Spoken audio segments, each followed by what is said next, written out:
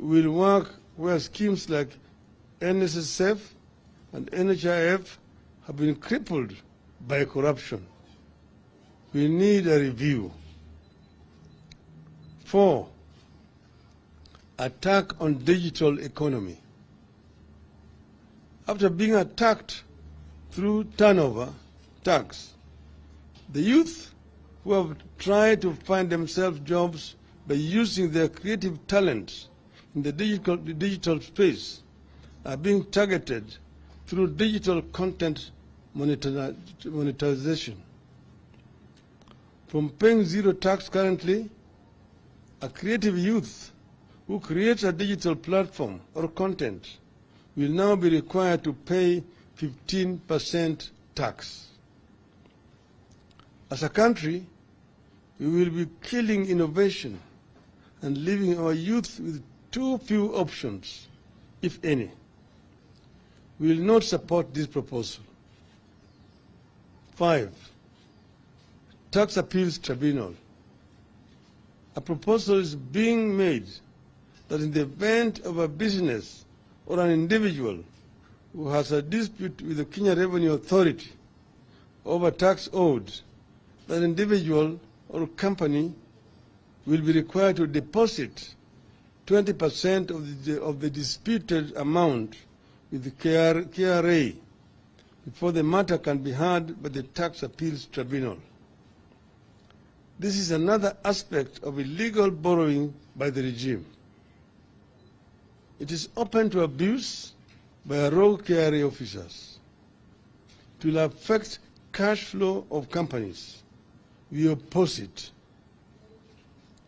6, taxation of reimbursements, that is per diem. Out of the blues, Kenya Kwanza wants to tax money paid to officers on duty at 30%. How then do those officers meet their expenses? Since when did reimbursements get to be treated as income? We find this requirement extremely punitive. We oppose it. We've known that this per diem was being paid by people to be spent to defray expenses wherever they are traveling. And those costs, the cost of living in those countries has already been worked out by the government.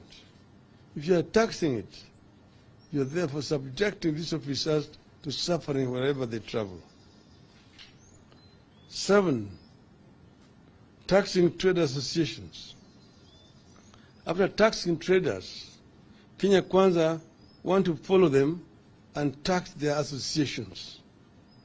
Associations whose duty is to fight for the welfare of members will now be deemed to be carrying out business and be taxed on gross receipts, which will be deemed as income. This is a double jeopardy that will affect the welfare of businesses in the country. We oppose it. 8, enhanced VAT payments. Buried in this bill are proposals to remove from zero rating to tax-exempt pharmaceutical products, agricultural pest products, and even fertilizers. Maize flour, cassava flour, and a number of other types of flours are being moved from zero rating.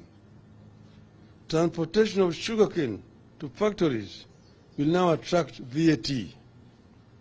The VAT measures proposed by the bill effectively raise the cost of medicines, healthcare, and food, including that of locally produced sugar.